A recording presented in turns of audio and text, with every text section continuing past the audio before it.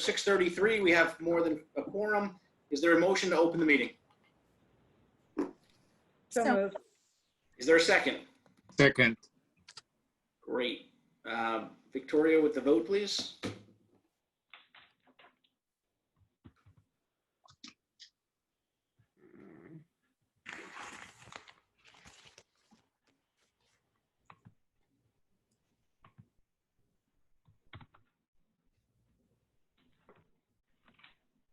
Victoria, when I clicked on the vote, it said there was an error and my vote may not have been recorded.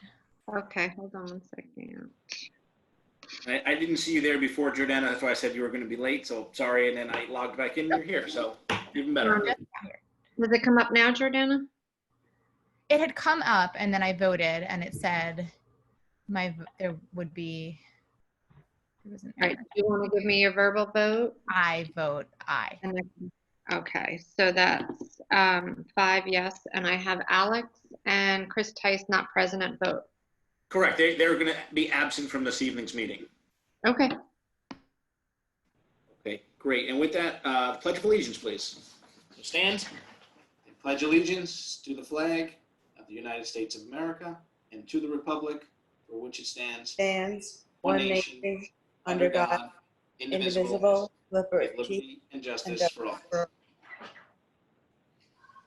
For the record, I mute my camera so that everyone does, sees everybody's face when you're doing that. So tonight's meeting is being streamed on YouTube as well for anybody that didn't register or just wanted to listen, as will all of our meetings be done that way going forward. To reiterate from last night, just for everybody here, and I see that we have 35 attendees, the school will open on September 8th for the faculty and staff. Children will be first entering the school on September 14th. The school's plan now is to open under the 3A model explained in last night's presentation, which is a hybrid model. And there will be a mask mandate throughout the school at this time. By way of other announcement, I'll let Jeff get into it shortly. Our program and our meeting will be translated for our bilingual families on Thursday night of this week for the ability to answer questions and for an update with everybody so that everyone knows what's going on. Public input now. I would ask anyone that has questions regarding the school opening that you hold those questions till after the administrator's presentation. And then after that, it will be open for questions and answers from the public. If there is someone here from the public that would like to address the board on a matter other than school opening, now would be the appropriate time. Any hands, Scott?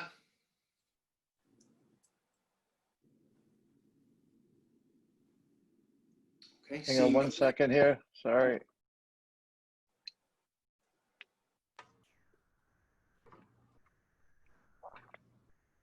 See any hands up in the chat, so I would say let's move on to the Yeah, item we're good. 5.1, Superintendent's Report. Mr. Nichols. Thank you, Brian.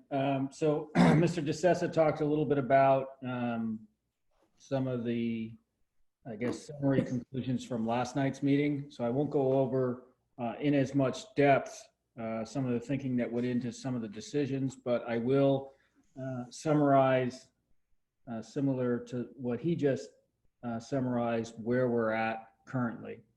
So our plan is to open on September 14th with all students pre-K through 8 attending school every day. And then students in 9 through 12, grades 9 through 12, will have a hybrid schedule where half of the students will attend school on Monday and Tuesdays, and then the other half will attend school on Thursdays and Fridays. And Wednesday will be an all remote day where the school, that portion of the school that is utilized by students in grades 9 through 12 will be cleaned so that the students who arrive on Thursday and Friday will have clean spaces that have been disinfected after the group that used the facility on Monday and Tuesday. What I said last night is that the hybrid model is not a perfect model to the extent that at the high school level, we are not able to cohort. And cohorting basically means that you take a group of students, let's just say it's 10 to 12, and you keep them in the same grouping throughout the school day. And the reality is that especially as when you get to grade 10 and thereafter, course variability in terms of what students take in grades 10, 11, and 12 makes cohorting very difficult to do. So in all districts across Long Island and indeed the state, the notion of cohorting in a hybrid model is not something that's achievable. So that was what we had on one hand. And on the other hand, we had the consideration of the detrimental effects related to students not being in school if they were on a hybrid model. And there are findings coming out suggesting that there are definitely detrimental effects in terms of social and emotional well-being. So trying to balance those two, the solution once again is K through 8 every day and 9 through 12 hybrid, as I just explained. Earlier today, I did have a meeting with school superintendents from the towns of East Hampton, Southampton, and Shelter Island in districts located in those towns, where we met with representatives from Southampton Hospital to talk about how the hospital can assist school districts with regard to COVID-19 testing. And I'll be providing a summary of those findings to the community. But basically what school districts are looking to do is to partner with the hospital to provide a more user-friendly, I guess, avenue through which students, parents, and faculty members can be tested should they choose to do so. I also touched last night upon COVID-19 contact tracing and the recent guidance that came out from the Suffolk County Department of Health. And to summarize very quickly, if indeed the school has a positive test result, what happens basically is that the Suffolk County Department of Health takes a leadership role in contact tracing, and the school's responsibility is to provide the Suffolk County Department of Health with data that's going to assist them in their contact tracing endeavors. So what does that mean? It means that in each classroom, in addition to the normal attendance roster, we will be keeping a log of all students and staff members who enter the room at any time during the day. And that log, along with the regular attendance records, will be turned over to the Suffolk County Department of Health if there is a positive test result in that classroom. And the Suffolk County Department of Health, once again, will dictate to schools what steps we take with regard to shutting down and those types of things. So thankfully, the experts will take a leadership role in that regard rather than the school administrators, where public health issues are not necessarily our area of expertise. So that sort of covers an abbreviated version of what I covered last night. I think the salient points. And at this point, I'd like to open it up to the community, parents, community members, stakeholders, to ask any pertinent questions or express their concerns. So Jeff, I would, if you could just, in response to some emails that we had, discuss the BOCES plan, the IB, and electives to the extent that we know, and that those things are fluid, to address some of the emails that we've received. Sure. So one of the things that will happen as a result of the hybrid plan and the need to reduce class sizes. So let's just say, for argument's sake, there were 30 classes or 40 classes running at a given time in a high school. because of the need to reduce class size, those 30 classes would become 60 or the 40 classes would become 80. And in doing so, that impacts the extent to which you can offer, it impacts the breadth of course offering. What I can say about IB is that we will offer the full program, and that those students who want to access the IB program, whether it's individual courses or the entire diploma program, which is a comprehensive 2-year course of study beginning in their junior year and ending when they graduate, all of those students will have access to the program as if it was pre-COVID. So nothing changes in that regard. With regard to elective offerings, we don't have a thorough understanding at this point of which offerings will be made available to students. And the reason for that uncertainty is that as we get into knowing the exact number of students who will be attending in-school sessions, we're going to have to repurpose staff. In other words, perhaps take an art teacher or a chorus teacher and have them redeployed to assist with classes that were divided into 2. And once we have a firmer grasp on how those people are redeployed and the impact on overall staffing, then we can provide a more comprehensive view of the number of elective offerings that we will be able to have students access. Big picture, we will not have all the elective offerings that we've had in the past. That's a certainty. Again, within the next few weeks, we should have a firmer grasp on the amount of courses that will not be offered during 2020-21. With regard to BOCES, all BOCES programs that are running, the district will provide transportation as it normally would.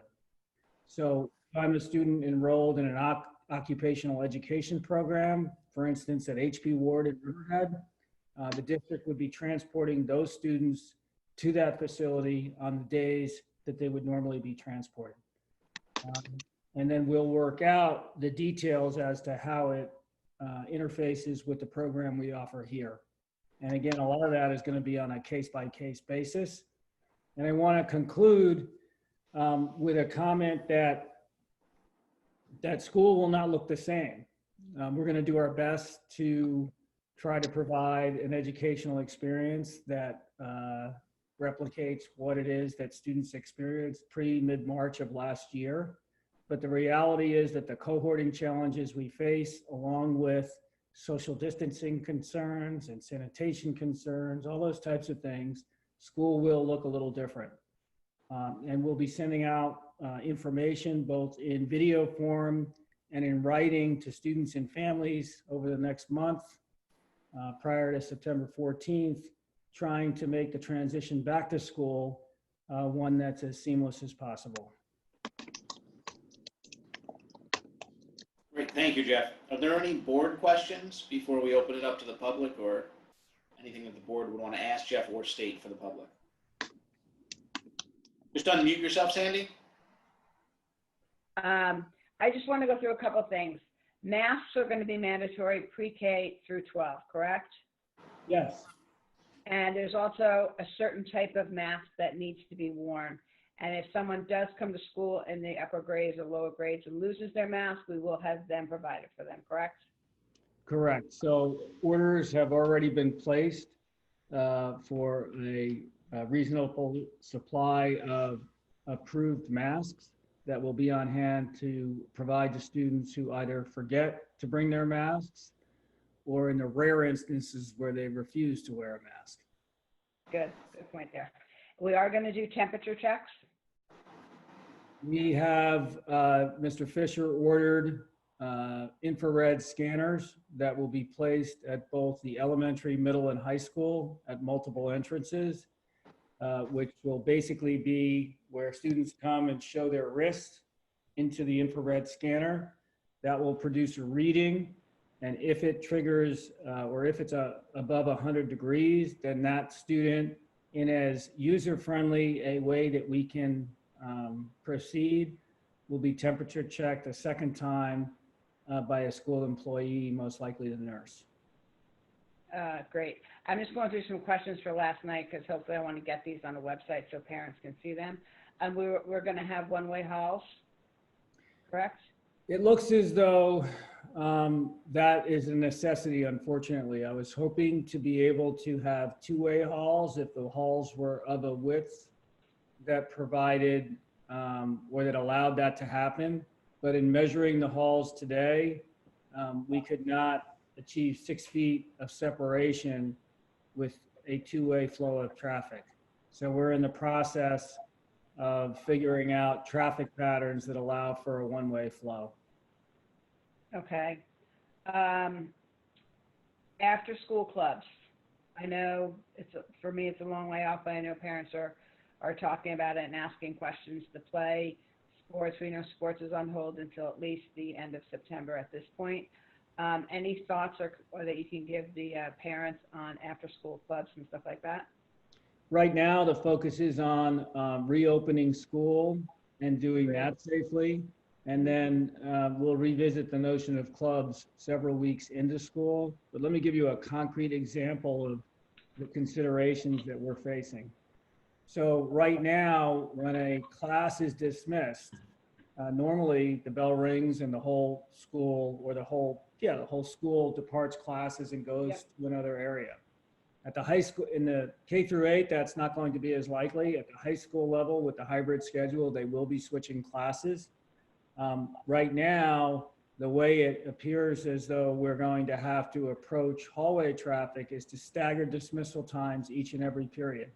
So that if there's 12 students, 4 would be dismissed, let's say at 9 o'clock, 4 would be dismissed at 9 o'clock, 1 minute and 30 seconds, and the remaining 4 would be dismissed at 9 o'clock and 3 minutes, allowing for a situation where hall traffic is reduced. At the end of the school day, there will be staged or staggered dismissal times so that not all students leave the building at the same time. Okay. So the notion of trying to run an after-school club initially is overzealous. Got it. So I think what we'll do is, in a very measured way, take the pulse of how things are going in September, look at conditions on the ground, and then make some decisions that we think are doable while choose to run some clubs that perhaps make sense, as long as we can do so in a safe, reasonable manner. Okay, and then are we setting up hand sanitizer stations throughout the school? So we do have a number of hand sanitizer stations located throughout the school, and our director of facilities, Mr. Wilkin, is continuing to look to expand that. I do have some good news today that we received word that 130, I think it was just north of 130, maybe 140 of the air filters that we had ordered and had some concerns about being delivered on time will be delivered by Wednesday of this week, which is tomorrow. Awesome. And then, I'm sorry, Jeff, No, go for it. Okay, great, thank you. Now the backfield, everybody wants their, backfield, the grass areas, outdoors. Are we going to be utilizing them at lunch? They're eating in the classrooms, but is that going to be considered where we take out classes outside for like 15, 20 minutes, let them get some fresh air? There's a big concern of parents out there. They want their kids to be out there, even in raincoats. I see Mr. Malone shaking his head too. So I guess that's a question for both of you. If you could just give us a little update on that, and then we can Q&A that off the list, please. Yeah, so Mr. Malone, Ms. Carriero, and I have discussed that issue multiple times, most recently today. And to the extent possible, we're going to do everything we can to get students outside as much as possible. So I think in some of the courses that are not synchronously live streamed, then I think it's easier to do that. Where courses are live streamed to students who are studying remotely, it becomes more difficult. So if I'm in, let's just say, a physics class, and that class is being live streamed to students who elect to study from home, it's going to be very difficult to take those students outside, where the students who are studying remotely will be able to access that due to internet connectivity and not being able to reproduce that environment outside. In classes that are not live streamed, and there will be fewer at the high school level, then we have more flexibility to take those outside breaks. But in talking to Ms. Carriero and Mr. Malone this morning, I think the number of course offerings will be reduced, which will allow more opportunity for when classes are not in session to take these outside breaks, if you will, mask breaks, whatever we want to call them, where students can be outside and take their masks off and just walk around. Okay, great. Two more questions, then we're done. As you just discussed, having kids leaving their classroom staggered. So I'm going to assume you would have the 9th grade who's going to go to English and history. Those two classes would be released at the same time so they can switch into the classrooms. Am I correct? Yes. Thankfully, though, I think in grades K through 9, there are more instances where the students can remain in the class and the staff or the faculty will be the one switching. In grades 10 through 12, because of the variability in schedules, it's more likely to be the students who have to switch. Okay, great. And then my last question is on the masks, because last night we had an update from maybe Nancy Halleck on 3-layer masks, is I believe what they called it. Can you just give a short, brief overview of what that was from last night to tonight? Sure. Rather than go into Nancy's summary, what we plan on doing is to access recent research out there from the CDC or other reputable organizations, and to take that information and communicate that to our school community. And that's what the expectation will be for students and staff and faculty who are in the school. Can I just weigh in on that one point regarding the masks, if you guys don't mind? I know that, some of the recommendation from the task force on the type of mask came from the fact that there had been a small Duke University study about the fact that gaiters were not proven to be effective. That's now the study's not being retracted, but I guess the people who conducted that study are now quoted in the New York Times as them saying that wasn't the intent of that study, and that there's other research now that's showing that gaiters might be just as effective as some types of masks. So I echo kind of your thoughts, Jeff, that like whatever you guys and the nurses, you and the administrators and the nurses think is the best protocol to have in place is kind of what we should go with, and not necessarily have it static based on kind of what the study is at one point in time. Mm-hmm. Makes sense. I'm good, thank you. Jeff, I have a question. It's Yorgos. How are you? So if a student starts the year in school and then opts to remote learning, does the student keep the same teacher?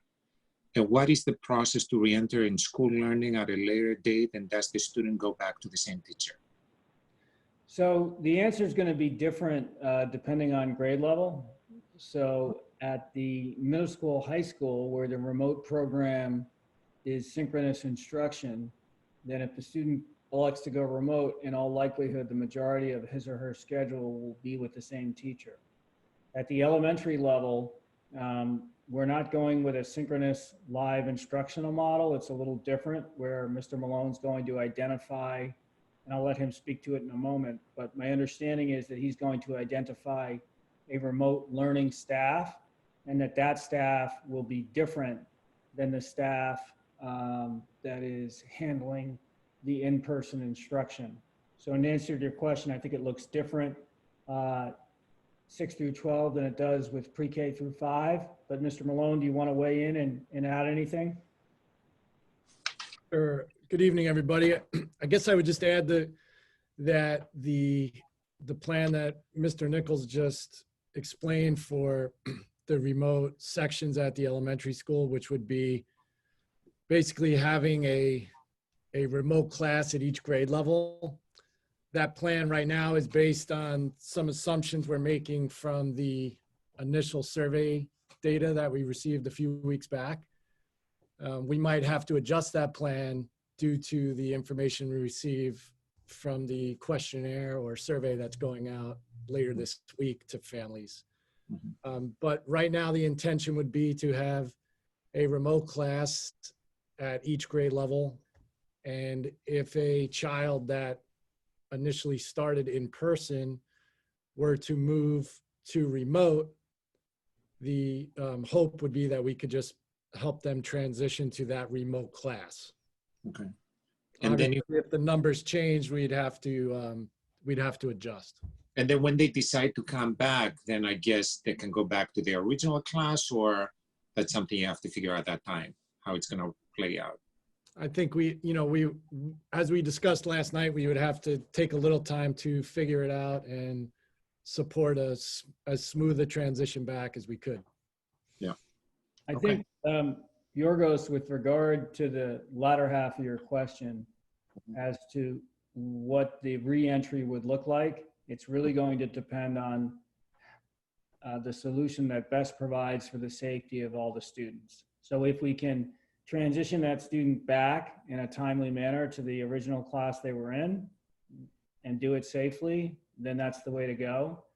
But if numbers are such that we can't safely do that and we need to put them in another section, then the alternate route is the way we would go.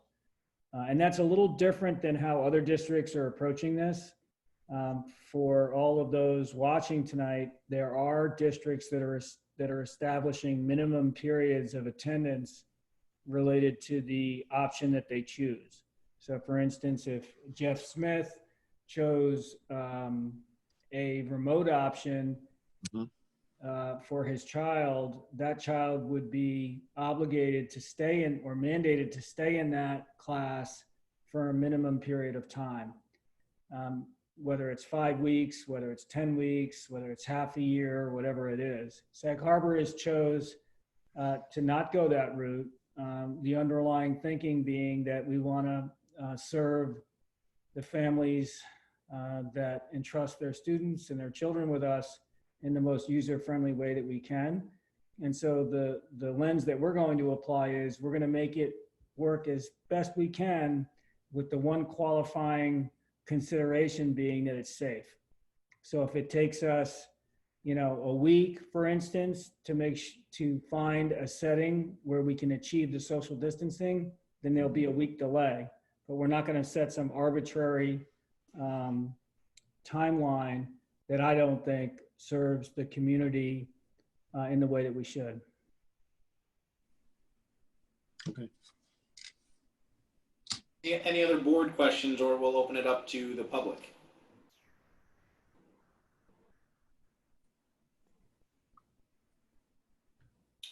I see some questions from the public, so let me see here. Let's first go to any hands raised. We will then call upon you to ask your questions, and then we can go to the chat room questions. Scott, if you could start with the first hand up, and that person could state their name, and you have 3 minutes. First up, we have Annabelle Russo. Annabelle, can you unmute yourself and you can hear us? Just give us your full name and you have 3 minutes. Okay, my name is Annabelle Roussel, and my question is regarding lunches at school. Will the classrooms be big enough so kids can take their masks off and eat their lunch at 6 feet, or will students have to move to different areas like outside or gymnasiums? That was it. Thank you. Annabelle, that's a very good question, and that's one of the issues that we're still working on. The safest solution would be to have the students go outside and eat, and that's how we're approaching mask breaks, which removing your mask is a prerequisite for eating. But the details of how we approach that, we still need to work out. You mentioned or referenced some possible solutions, which are to have students eat inside, but in larger spaces, whether it's the cafeteria or the gymnasiums or the auditorium or something like that. So Mr. Malone, Ms. Carriero, and myself are working on that plan, but we've identified it as a key consideration heading into next year. So thanks for asking that question. Great. Next up, please, Scott. Next up, we have Marina Catholis. Hi, Marina, just give us your full name and you have 3 minutes, please. Hi, Marina Catholis. My question is more for, I guess, the elementary school. Mr. Malone, hi. Is SHAPE being offered this year? I've been talking with a few parents, and that's a question that's come up a few times. Yeah, while we know SHAPE is an important program for many families to begin the year, Yeah. unfortunately, we're not going to be offering SHAPE. Okay. We're, you know, the idea of the cohorting is really such a key component of our planning, and it's going to be too difficult to safely cohort the children and offer the SHAPE program as we know it. But possibly in time, something we could work towards. Okay. And then my next question was, has it been decided yet regarding scheduling for morning drop-off at the elementary school? Is it going to be staggered for drop-off? Or is drop-off going to be dependent on, say, what floor your classroom is on and how you're entering the building?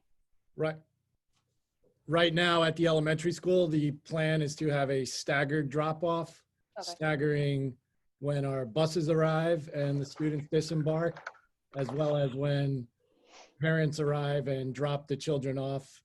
We've identified with the help of Chief McGuire and the Village Police Department some ways that we can do that safely using the surrounding streets. And we think we have a pretty good plan, but we're still fine-tuning it.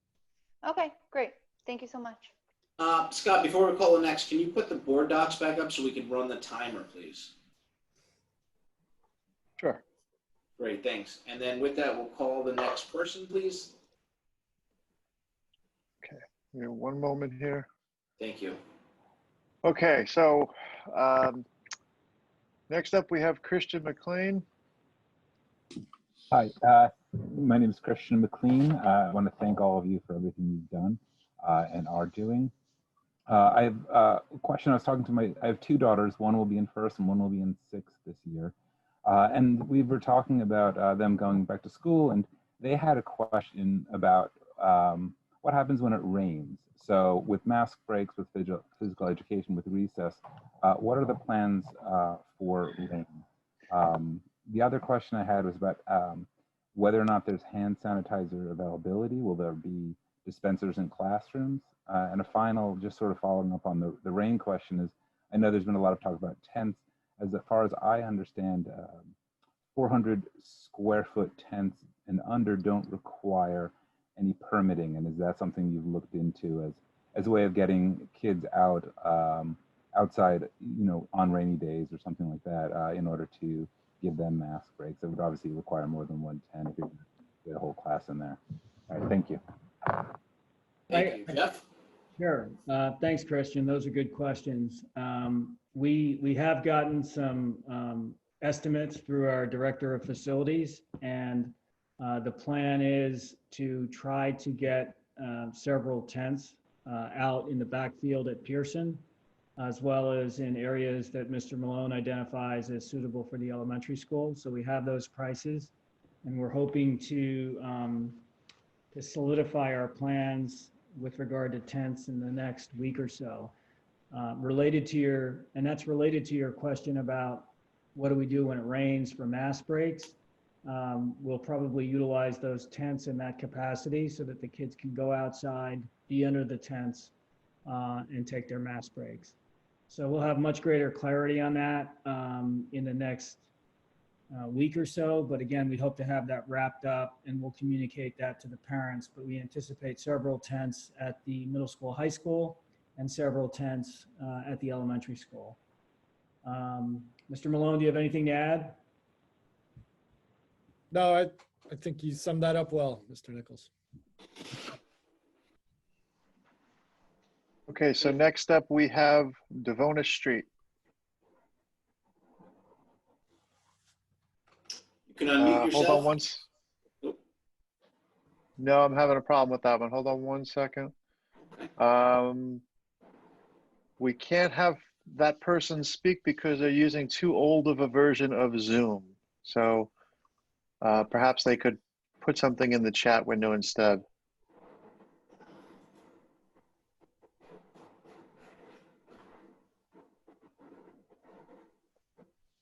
So then after that, we have Joseph Casson.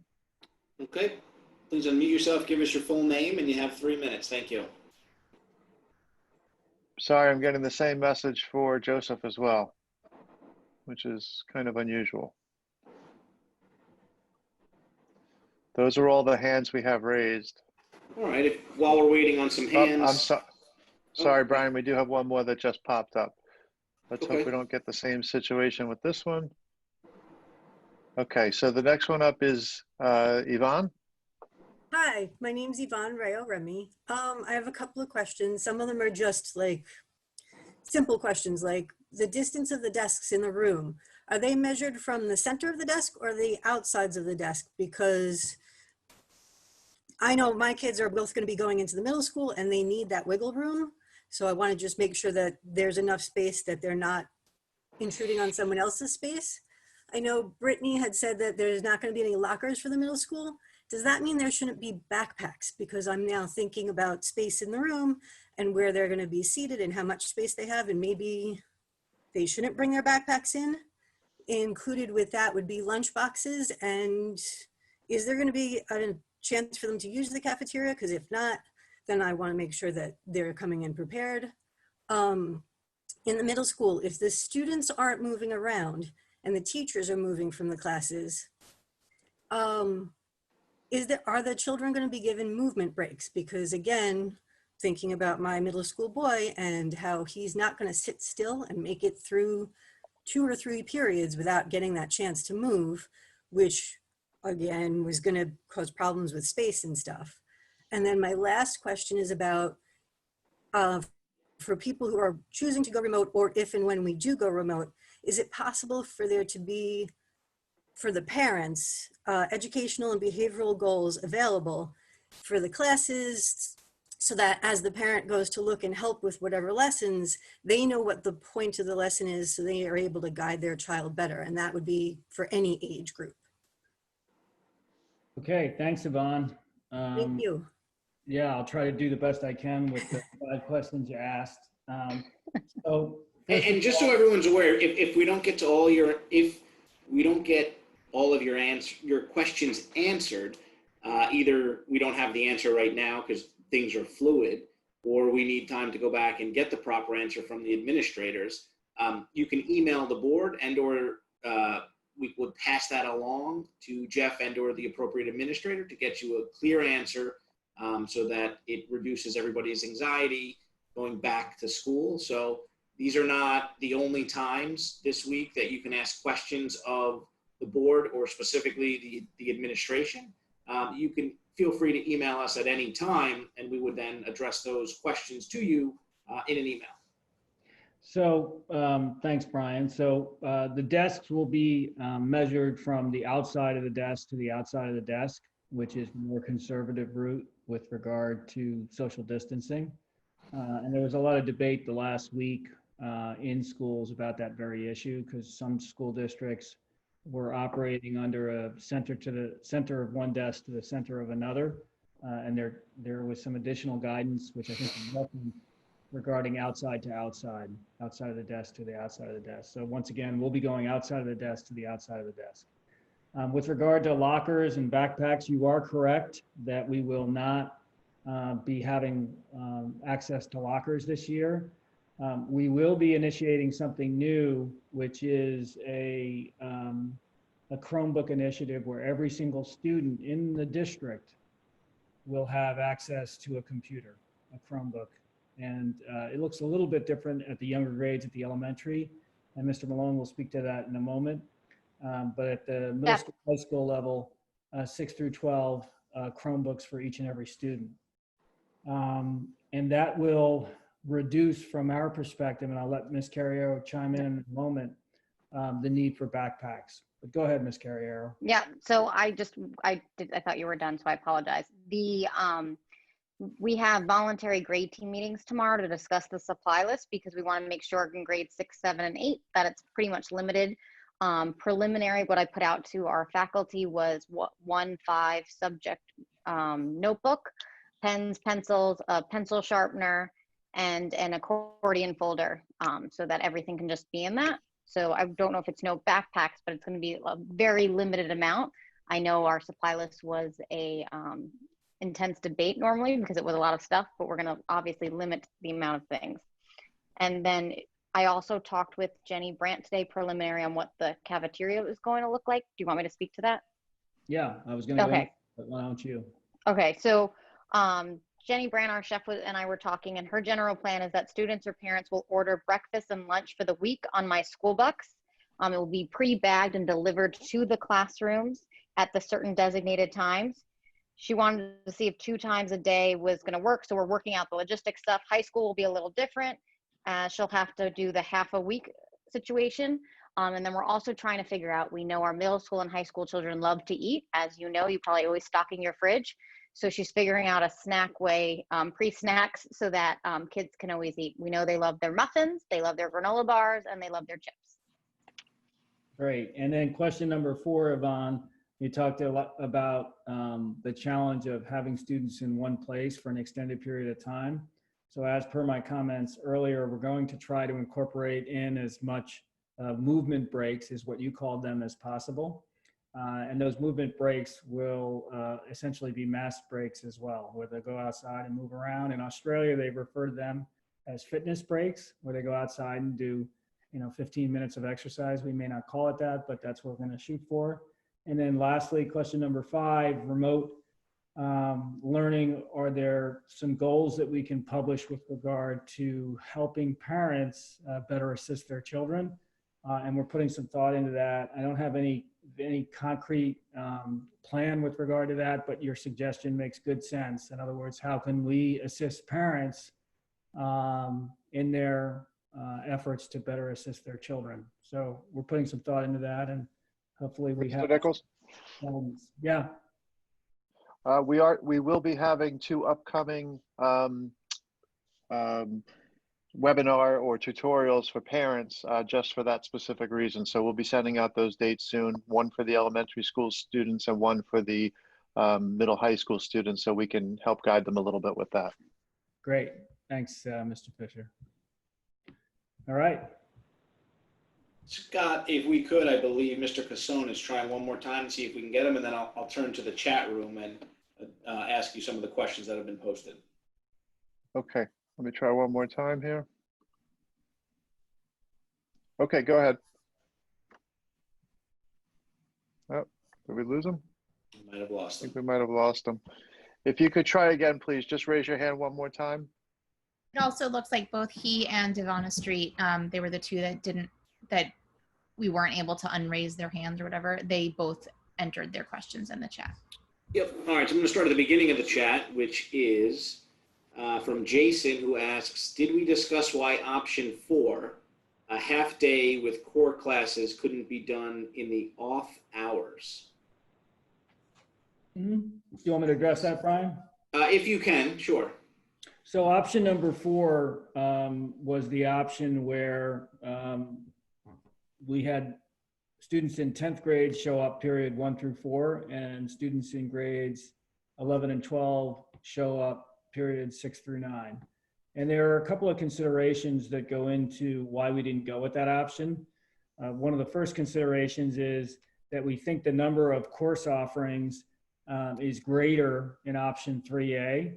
If we go with option number 4, because of shared staff, in other words, staff that works at the middle school and the high school, that impacts the extent to which we can offer online offerings for the 10th graders in the afternoon and for the 11th and 12th graders in the morning. And that was a prime consideration in choosing option 3A versus option 4. The other consideration, and this is a pretty, what's the word? It's a very practical consideration. And that is that we're going into an environment that really nobody knows, what the fall will bring. And all districts are struggling to come up with a scenario that's safe for all concerned and meets student needs. And it's very difficult in this environment, from my perspective, to be an outlier. So even though in the beginning I put forth the recommendation that we should go K-9 every day, 10 through 12 remote, the reality is that between 97 and 100% of the school districts in New York State are going with the hybrid model that is 3A. And not knowing how this is going to play out, there is some security in going with what everybody else is going with, because we're all facing the same challenges. And God forbid something happens and we're following a model that no one else is following. I really don't want to be in that position. So there's some merit in following a model that all the other districts in New York State are essentially following. Thank you. Jeffrey asks, are pre-K and K still planned for the Learning Center? And understanding that the current policy is masks in school, is there any consideration still being given to having pre-K or K without masks while in cohorts? So the answer to the question is yes. Right now, the status of the Sag Harbor Learning Center is that the interior of the facility is essentially ready for occupation, and the retaining wall, which is located in the rear of the facility, is scheduled to be complete by September 1st. So we're on schedule to move in and to house pre-K and K, and our expectation or our plan at this point is that students in both of those grade levels will wear the masks as per the requirement that is district wide. But obviously we know it's a little bit more difficult for younger students, and the frequency of mask breaks outside will be greater. Thank you. I have two mask questions, one from Kelly and one from Marianne, who asks, what are the approved masks, and to explain what are the approved masks, and separate part to combining the two are so that parents know which ones to purchase. Yeah, I think those are good questions. I don't want to comment categorically right now with any degree of certainty on what masks are the ones that we're mandating. What I'd rather do is go and do some research because Jordana mentioned earlier that there was a study that came out, I think it was from Duke, am I correct, Jordana? Yep. That seemed to indicate or conclude that certain things were the case, and then upon reflection, they sort of retracted their findings. So as per my comments earlier, what I'd like to do is go to the Center for Disease Control, the Harvard School of Public Health, do a survey of what those masks are, or an investigation, cobble those findings together, and then put out a communication to the parents. And we can do that. Today is Tuesday. We can do that by the end of this week, which would still give parents roughly 25 days before the first day of school to purchase masks that comply with our requirements. We had a question from Annabelle, which was regarding lunch, which you had already addressed. We have a question, do we know the class size for kindergarten, and when can we expect those details if we don't know yet? Well, in terms, I'll turn it over to Mr. Malone in a second, but in terms of the size of classes in general throughout the district, we've stated that it's 10 to 12, and we based the 10 to 12 on the square footage in each of the classrooms and how we can achieve, or how many students we can safely put in a classroom, having the 6-foot distance between the corner of a desk to the corner of another desk. So again, 10 to 12 is a tentative plan, district-wide. Mr. Malone, do you want to comment specifically on pre-K and K? You're correct, Mr. Nichols. We're planning on no more than 12 in the pre-K or kindergarten classes. And the second part of the question, referring to details around the classes, probably September 1st. We're going to be collecting some important information from parents in the coming days, and then use that information to build our classes and staff appropriately and work out those important details, and then we'll send that to the families. Thank you. For Pearson students that are learning remotely, how will teachers be able to engage with them while attending to students in person? How will remote students be able to answer questions or get extra help?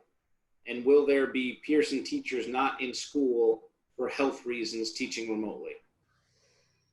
So A lot of questions in that one, sorry, so I could always repeat them. No, I got it. I'm looking at it. So Okay. thank you. Oh, that's So- right, we're looking at the same thing, sorry. Yeah.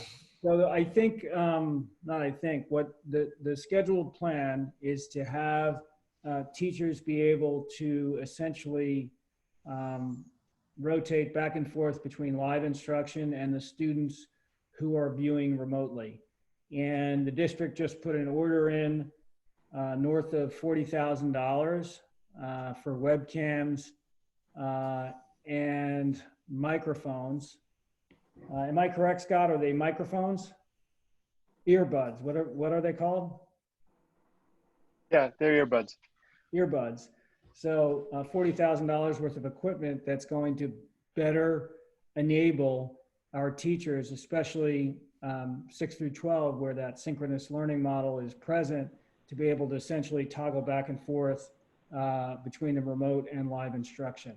And our tentative plan with those webcams that we purchased is to station them on a corner of the room and focus them on the smart board and perhaps 5 or 7 feet on either side, so that when the teacher is near the smart board instructing, he or she will appear on the live feed. If they move away from that area, they still have their mic, but they won't appear on the screen, and the student would just be seeing the smart board or whatever the visual prompt is. When students are studying remotely, because the teacher has the mic, they would be able to ask those questions, and we'll have some professional development, especially during the first 4 days from September 8th through 8, 9, 10, 11 through the 11th. Trying to assist them in seamlessly addressing that. And then finally, we do have some teachers who will be or have requested some accommodations that will be viewed under the umbrella of the American Disabilities Act. And in instances where there are accommodations made, perhaps it'll be that they teach remotely, perhaps it'll just be accommodations in school. But we are going to work thoughtfully to redeploy them so they can assist students in a meaningful way. We don't know what that's going to look like yet. We haven't established a remote learning staff, if you will, but that's under consideration. Our hope, and obviously this is an unknown at this point, is that the majority of our staff will be able to come to school and to participate actively in the instructional program that's planned for all students. For those who are unable to, due to medical conditions or accommodations that we have to provide, we'll be thoughtful in terms of how we redeploy them. Thank you, Jeff. Dan asks, thank you for your hard work. Question on elementary school. I am clear that those who choose 100% virtual will be with a virtual teacher and not follow the in-person model. If the entire elementary school goes virtual over time, will those children who were in an in-person pod stay with their in-person pod and teacher and pivot to a virtual modality and curriculum? Or are they moved in mass to the already existing virtual teacher and classroom? Net, will they no longer be on Google Meet with the kids they recognize? Mr. Malone, do you want to address that to the extent you can? Sure. Or we could circle back if we don't have the answer right away. No, I think I can answer it. So a lot of time clearly is going into the planning for a safe and supportive environment for students that attend school in person, and at the same time offering the remote option.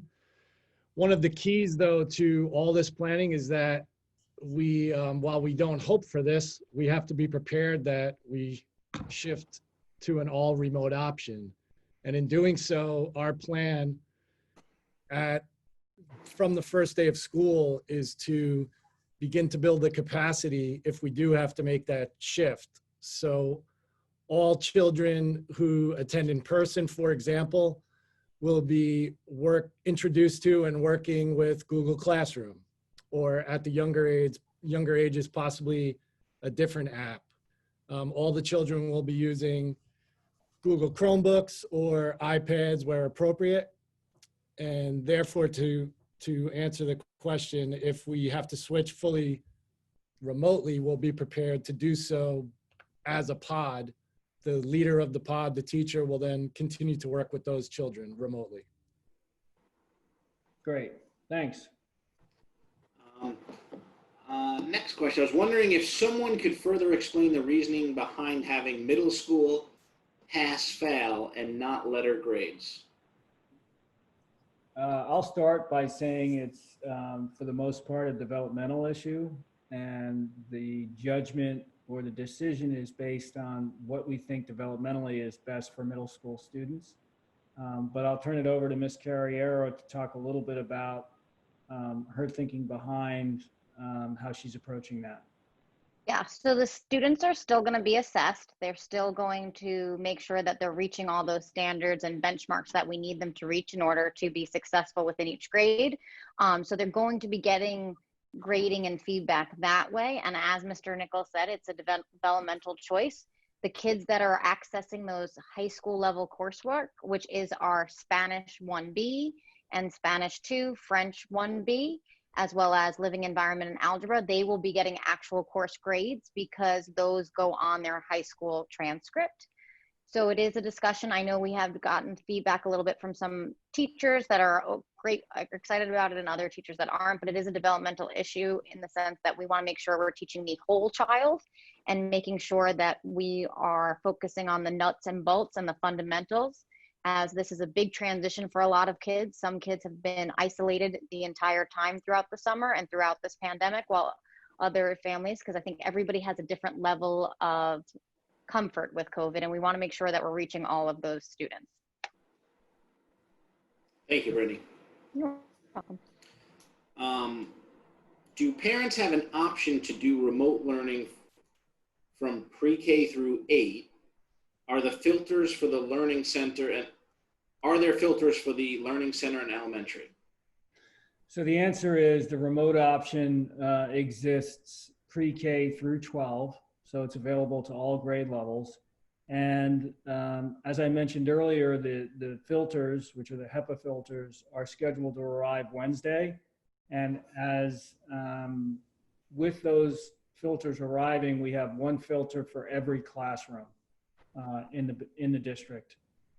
We are ordering additional filters as well because we think that we can do an even better job of filtering the air with multiple filters in each room.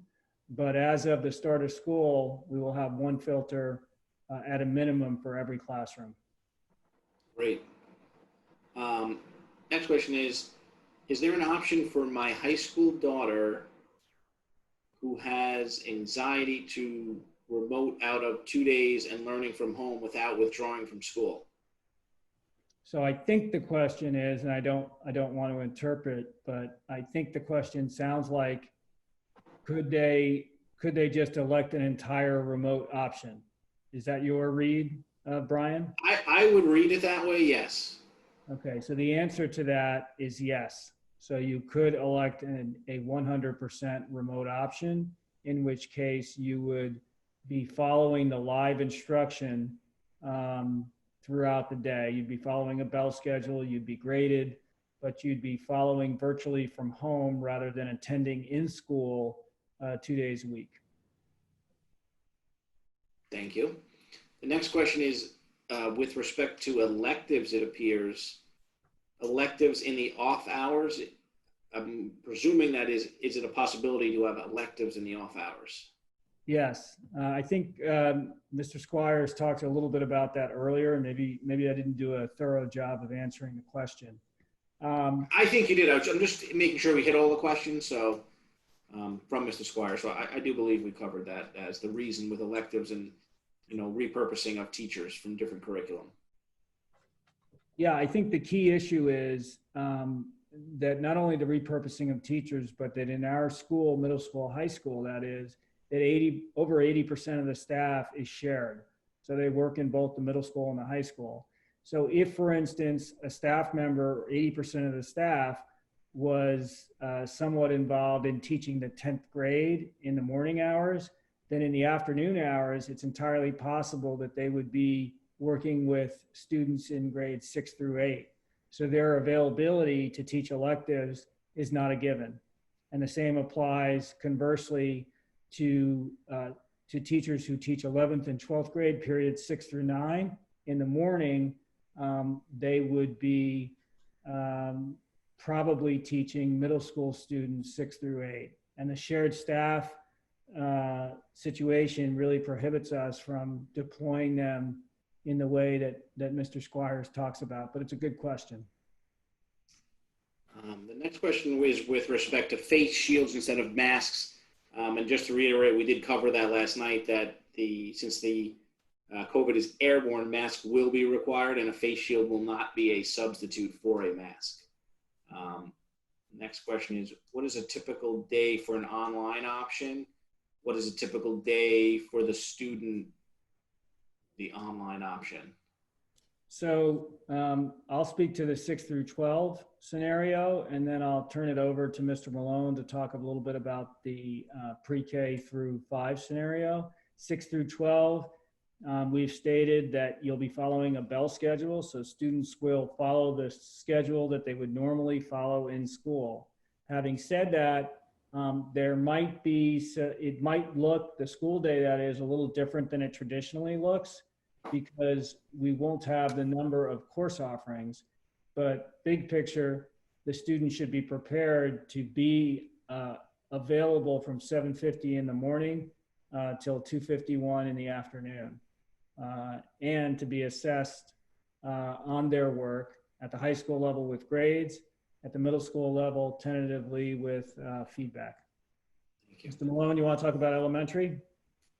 Sure. The remote option at the elementary will present a structured daily schedule with time for the teacher to interact with the whole class, provide small group instruction as well. And the teachers will also meet and provide students feedback, assess work, guide them through their work as needed. We plan to use Google Classroom as the learning system or the learning hub. We will be doing progress reports and report cards, and to keep structure going, daily attendance will be taken. One of the pieces that we're still looking at carefully is the amount of time that students would spend on the computer. We want to do so in a very age appropriate and developmentally appropriate way. So along with faculty members, we are continuing those discussions, and I think that will evolve as we move forward. Thank you. Another question for Matt. When will we find out teachers and classmates for the elementary school? And thank you for all that you're doing. So I think right now, tentatively, we're aiming for September 1st, when we can let parents and students know the remote teacher or the leader of the cohort. Great. Some thank yous for everyone being clear. The middle school grading plan sounds wonderful. Jason Squire says, I'm sorry, it was all supposed to be one question. Let me see, could we do all half-day core class option for and electives in the off hours? But Jeff answered, okay, we're answering, just making sure we're hitting everybody. Will the district share a class model for pre-K, K and another for middle and high school with families. I'm not quite sure. I read that question. I'm not quite sure. I wonder, it sounds to me like I they're think- asking for a model class or how classes would be conducted. And that sounded like earlier the administration told everyone they're working on that. And Mr. Fisher told everyone they'll be doing some training for families to navigate that online platform, it sounded like to me. I read that as like taking a picture of what the classroom will look like. So we're all interpreting it differently. So we'll see if there's another question that may further vet that out, flush that out. With all kids with IEP have access to their special ed classes through remote learning. Yes, they will. And I'm going to turn it over to Dr. Mears in a moment, but the state guidance has said to school districts that they're to prioritize instruction for students with IEPs and for ENL students. So with that, I'll turn it over to Dr. Mears for any comments. Yes, thanks, Mr. Nichols. Good evening. Everyone can hear me okay, right? Yes. Great. So students will have access, like Mr. Nichols had said, to all their special education programs and related services to the extent possible. And, you know, it's similar and the approach will be similar for our general plan for remote and offering in-person and remote choices. So let me offer you an example. In an integrated co-teacher setting, you have one general education teacher and a special education teacher. And if they're following, like in the upper school, 2 days on, 2 days off, then the synchronous would be the same answer as the earlier question with regard to full remote. So the students will have that option in the integrated co-teaching setting to remote in, and that would be different at the elementary school, as Mr. Malone had explained that choice. The other piece that would be unique for students with individual education plans is we'll be offering a remote learning plan. So that each case manager will be meeting with parents, and in some cases I'll be meeting with parents to work out just a short remote learning plan, so that if a student does go fully remote, then we will have that bridge, what types of assistive technology might be needed, or any other accommodations and supports that we could put in place in order to optimize their learning and their progress. Thank you. You're welcome. Next question, in regards to music and art, is there going to be an online option in the elementary school? Mr. Malone, do you want to take that? Yes, our plan is to incorporate art, music, and the other special areas into the school day for all the children, whether they're in person or remote. Some of the details will have to be worked out, and exactly how that will be offered is something we're still figuring out. Okay, thank you. Clarification, I think the question we were interpreting differently before is the layout of the classroom in terms of a picture to the website or otherwise, when they're available, as to how they're going to be set up across the board. I think, Brian, that will look different for each classroom. So for instance, at the middle school, high school, in a science room, which has lab stations, how the students will be seated or organized will look different than a traditional English or social studies classroom. But speaking to that, what you can assume is that the minimal distance required by the state will be adhered to, which is 6 foot from the corner of one desk to another. And thankfully, because of the live streaming, parents will be able to see what their students will be participating in once school starts, if they're in the remote option. And then lastly, Mr. Malone, Ms. Carriero, and I, the building principals, will be sending out videos, tutorials, if you will, to ease the transition back to school. And included in those videos will be samples of what classrooms will look like. Not all classrooms, but a fair amount, so that parents know what their children will be walking into come September 14th. Great, thank you. We answered the electives question. Will there be online protocols for students/teachers? If so, what might be included? I do think that each teacher is going to have his or her own protocols that are specific to their class. I don't want to answer a question that I don't understand correctly, but I think what Nancy's asking is, are there some procedural protocols that will apply to all teachers that standardize some practice? And if that's the question. That is the question. I just saw a yes. Okay, so if that's the question, the answer is yes, to the extent that it's practical. So I don't want to standardize practice where it takes away from teacher discretion. So where it makes sense in terms of protocols, we certainly will implement them while remaining or keeping the flexibility that allows teachers to approach each class with their particular perspective or experience. Are you able to give a timeline as to when the decision on which electives will be available to the high schoolers? Sure. Consistent with what Mr. Malone said earlier and what I said last night, I think we'll have greater clarity with regard to that in and around September 1st. Great. Since high school students will not be taking electives this year, will students be able to fulfill graduation requirements in terms of the number of credits needed to graduate? So that's a good question. They will be taking electives, but the number of electives will be reduced. So that's the first comment. And the second comment is that the state has issued guidance that provides flexibility for school districts with regard to graduation requirements. So most definitely all of our students will have the opportunity to graduate. Now, if a student enrolls in 5 courses and fails 4 of them, then that student might be not eligible to graduate. But if a student enrolls in 3 or 4 or 5 courses and does their best and passes, they will graduate, regardless of the fact that they would typically take 6 or more courses in their senior year. Great. Will remote students be able to get extra help from teachers if needed? The details of that need to be worked out. Right now, one of from the middle school, high school, academic support looks in the past was a primary vehicle through which students accessed help.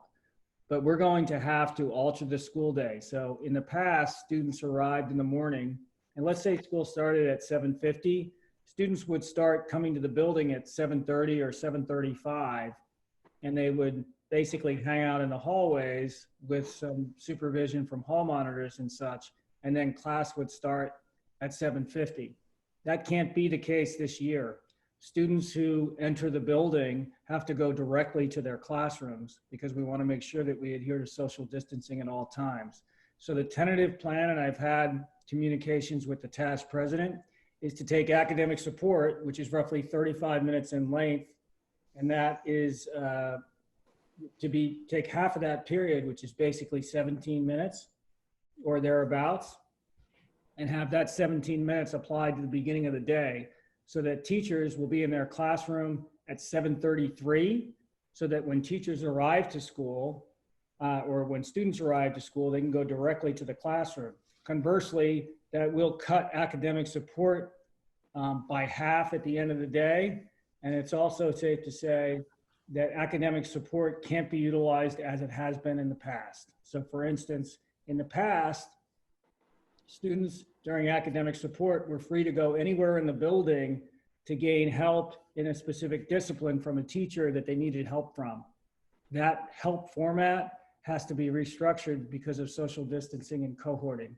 So we're in the process of trying to come up with extra help formats that are doable financially, and we're working with the Teachers Association to see what that looks like. Great.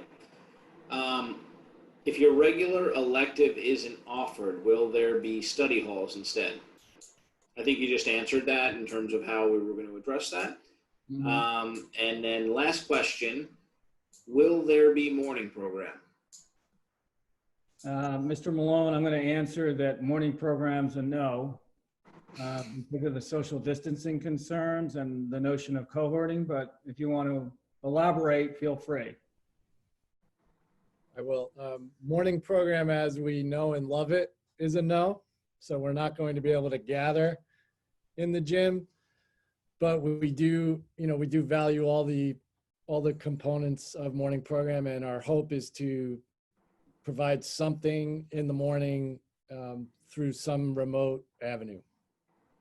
Great, thank you. And Scott, if we could just go back to if there's any hands raised as a last question. Okay, yes, it looks like we have Mai Wen. Sure, if you could unmute yourself, give us your full name, and you have 3 minutes.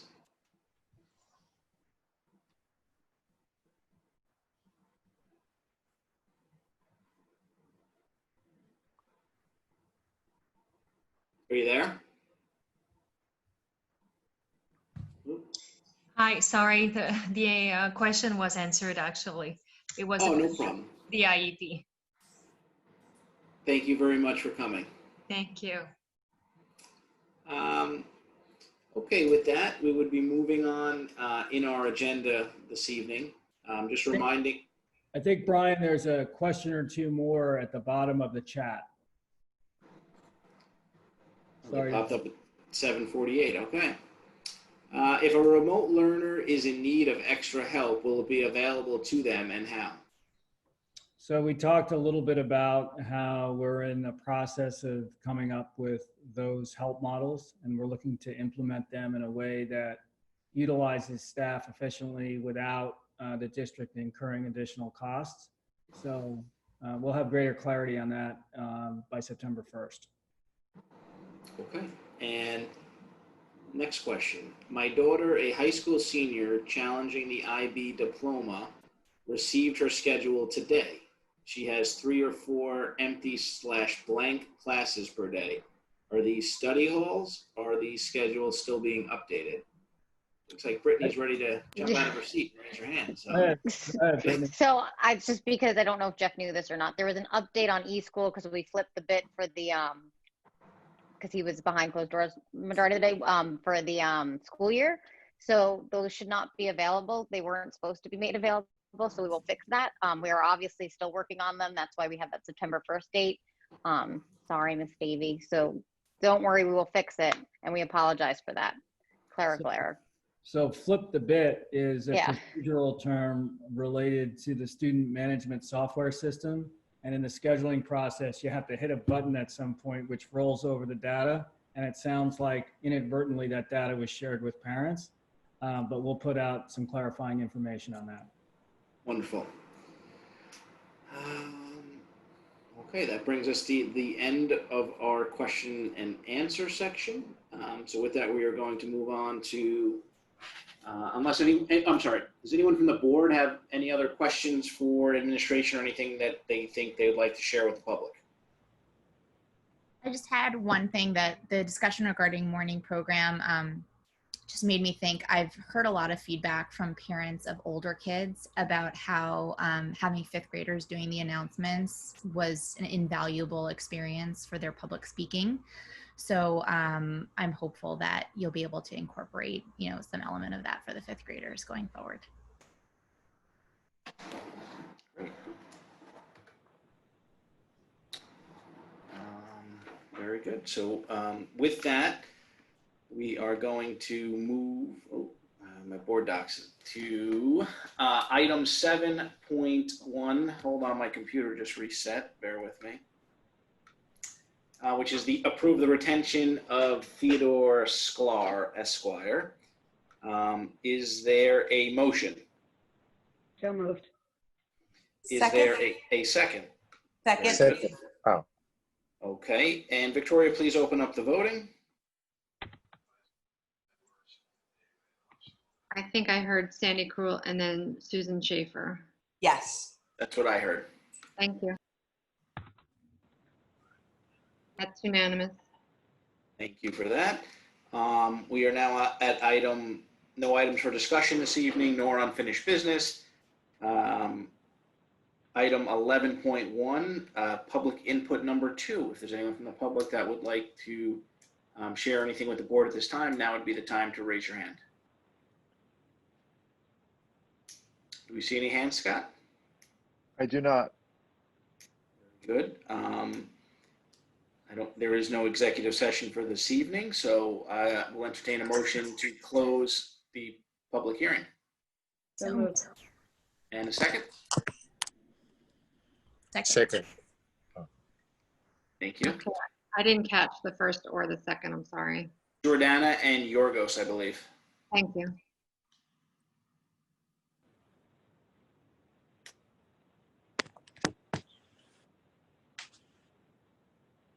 Okay, the meeting is closed. I'd remind everybody watching that our next Board of Education meeting and community forum will be this Thursday at 6:30 and will be offered in a bilingual format.